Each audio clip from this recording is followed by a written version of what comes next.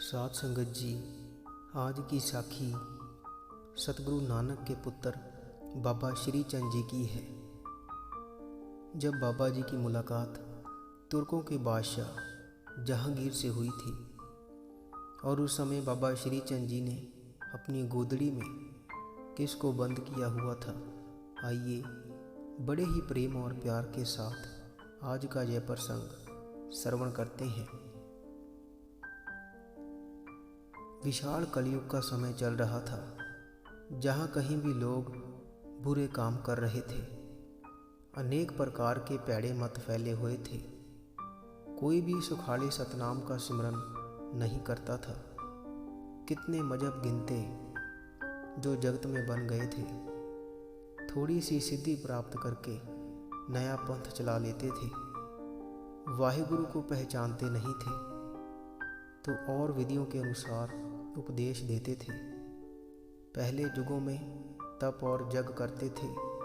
कई प्रकार के साधन करके ब्रह्म ज्ञानी हो जाते थे, पर कलयुग में मनुष्य शक्तिहीन हो गए हैं। वह अब वैसे नहीं कर सकते। फिर वह किस प्रकार मुक्ति प्राप्त करे। फिर कर्ता पुरख वाहिगुरु ने विचार किया। वह जान गए कि कलयुग में मनुष्य बहुत दुखी हो गए हैं। सतनाम सिमरन के साथ ही सुख प्राप्त हो सकता है। इसके अलावा और कोई उपाय नहीं है। मैं जगत में जाकर लोगों को अच्छा उपदेश दूंगा। जो लोग गलत रास्ते पर चले हैं उनको सीधे रास्ते पर लेकर आऊँगा। मेरे अलावा यह काम हो नहीं सकता। इसलिए मनुष्य तन धारण करके जगत में जाता हूँ। इसलिए प्रभु जी ने मेहता कालू जी के घर अवतार धार लिया। माता तृप्ता जी देखकर बहुत प्रसन्न हुए। छोटी उम्र में ही सुंदर स्वरूप थे। जहाँ कहीं भी उपदेश देते थे, सतनाम का स्मरण करो और धीरे धीरे अहंकार को छोड़ दो। जिस तरह परमेश्वर का पाना है उस अनुसार ही प्रसन्न रहो। इस प्रकार उपदेश देकर उन्होंने अनेकों मनुष्यों के कलेश काट दिए। भाई मूलचंद जी की इस पुत्री बड़े भागों वाली थी। वह श्रेष्ठ सुहागवती धन श्री गुरु नानक देव जी की पत्नी बनी। उन्होंने बहुत धीरजवान सुपुत्रों को जन्म दिया। वह ब्रह्म ज्ञान में स्थिर और गंभीर थे। बड़े सुपुत्र का नाम श्री चंद जी था। उन्होंने गृहस्थी का मार्ग ना धारण किया। उनकी वृत्ति हमेशा ही सुंदर जोग में लीन रहती थी। हमेशा ही एक रस रहने में उनका पक्का आशा था। उनको किसी भी विकार ने नहीं छुआ था। वो 20वां जट्टी पुरुष थे। इस तरह बाबा लक्ष्मीदास जी उनके छोटे भाई थे, जिन्होंने गृहस्थ मार्ग को धारण किया था। ज्ञान में दोनों भाई बराबर थे। श्री गुरु नानक देव जी के दोनों सुपुत्र बहुत चतुर थे। कुछ समय के बाद श्री धर्मचंद जी, जो कि श्री गुरु नानक देव जी के पोते थे, जिनसे वंश आगे बढ़ा, एक दिन बाबा लक्ष्मीचंद जी शिकार खेल कर आए। खरगोश मारकर घोड़े के दोनों तरफ लटकाए हुए थे। जब बाबा श्रीचंद जी ने अपने भाई को देखा तो कृपा में आकर एक वांग का उच्चारण किया कि दिन रात अनेक जीव मारते हो, यह लेखा तुम्हें देना पड़ेगा। बाबा लक्ष्मीचंद जी ने भाई की कही हुई बात को बर्दाश्त ना किया। घर में जाकर चलने की तैयारी कर ली। अपनी सुपत्नी और सपुत्र को साथ लेकर घोड़े ऊपर चढ़ गए। जब बाबा श्रीचंद जी आए तो उनको सुनाकर कहा, लेखा देने मैं अभी चला हूँ। यह सुनकर बाबा श्रीचंद जी ने हृदय में विचारा तो बाबा लक्ष्मीदास जी के पुत्र बाबा धर्मचंद जी को पकड़कर घोड़े से नीचे उतार लिया। बाबा श्रीचंद जी ने कहा, मैंने तो गृहस्थ आश्रम धारण नहीं करना है। धर्मचंद के साथ हमारा वंश स्थिर रहेगा, भाव आगे चलता रहेगा। बाबा लक्ष्मीचंद जी अपनी सुपत्नी को साथ लेकर चले गए और फिर ना आए। सभी लोग उनका यह कर्तव्य देखकर बहुत हैरान हुए। बाबा धर्मचंद जी के साथ आगे फिर श्री गुरु नानक देव जी का वंश चला। सभी बेटी हंसा वांग उजल है। बाबा श्री चंद जी ने बहुत लंबी उम्र बताई तो जगत में बहुत लंबे समय तक देह धारण कर रखी, सदा ही योग रस में थे और जगत की वासनाओं में मन नहीं लगाते थे। जब जहांगीर, जो कि तुर्कों का बादशाह था, उसने जब बाबा जी का श्रेष्ठ जस सुना, कई बार मनुष्य को भेजकर और बेनती करके बाबा जी को अपने पास बुलाया। वह बाबा जी की तरफ से कौतक देखने चाहता था।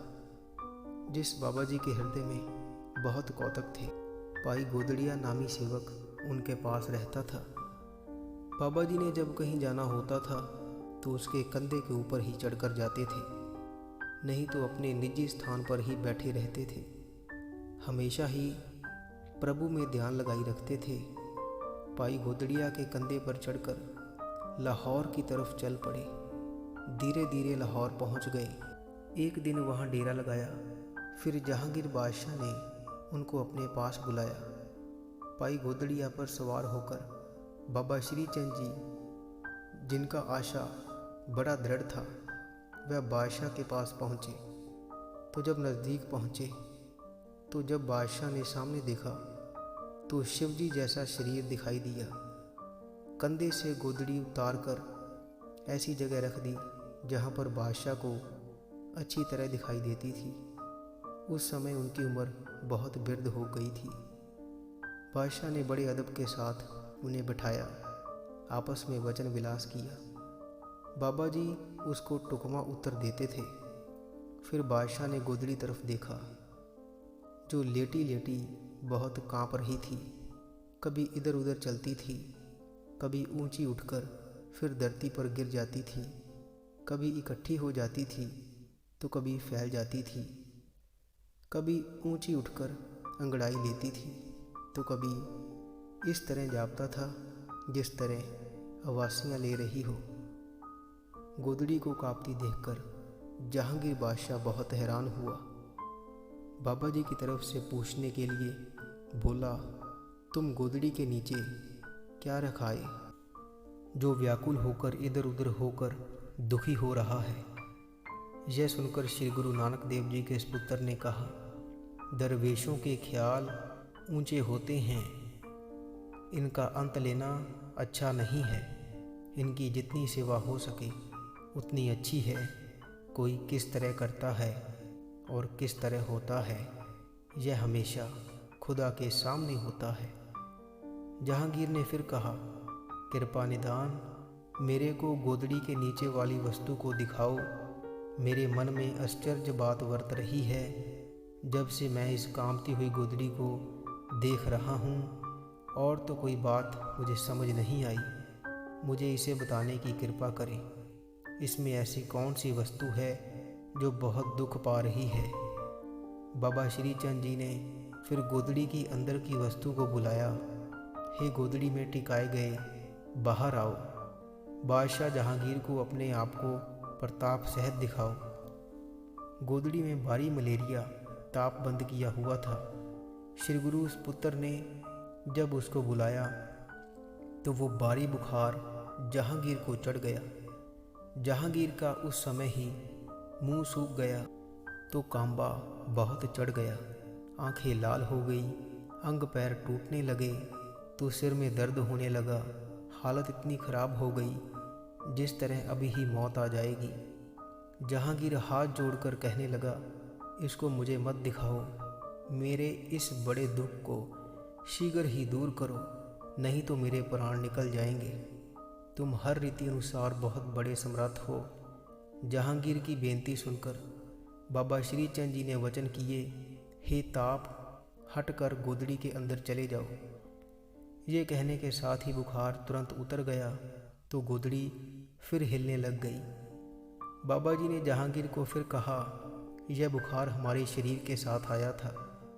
ताप चढ़े हम चलकर आए थे, पर तुम्हारे साथ बातचीत करने से इसको गोदड़ी में बंद किया हुआ था। ताप चढ़ने से कहना सुनना अच्छी तरह नहीं हो सकता। तन को साड़ा होता है। हम अभी बाहर जाकर इसको फिर संभाल लेंगे। यह सुनकर बादशाह बहुत हैरान हुआ। बाबा जी को रुखसर करने के लिए बहुत भेंटें मंगवाई, पर गुरु पुत्र जी ने नहीं ली और वहीं छोड़ दी। गोदड़ी लेकर सेवक के कंधों पर चढ़ गए तो तुर्क बादशाह के सभी शंके दूर किए। फिर जाकर अपने स्थान विराज गए। बाबा श्रीचंद जी जो योग रस में मगन होते थे, छठी पातशाही तक इस जगत में रहे। उन्होंने बहुत बड़ी उम्र भोगी। श्री गुरु हरगोबिंद साहिब के जो बड़े सपुत्र बाबा गुरदित्ता जी थे, उन्हीं के आगे जाकर शीश निभा दिया। बेनती करके बहुत प्रेम बढ़ाया। अपने सिर तो लंबी सिल्ली टोपी उतार के बाबा गुरदित्ता जी के सिर पर रख दी। उनको अपनी गद्दी पर थाप दिया तो उनका बड़ा प्रताप बढ़ा दिया। श्री बाबा गुरदित्ता जी फिर सब ढंग से बड़े हो गए। इन्हीं के आगे 4 सिख हुए जिन्होंने बैठकर बारी तप किया। इन 4 सिखों के नाम थे बालू हसना, भाई फूल जी, भाई गोंदा जी और भाई अलम मस्त जी। बाद में ये सभी उदासी पंथ के मुखिए बने। इन्हीं से उदासी पंथ प्रगट हुआ, जिनके आगे लाखों चेले हुए जिन्होंने बहुत तप किए। श्री गुरु नानक देव जी के इस तरह के 2 पुत्र हुए हैं।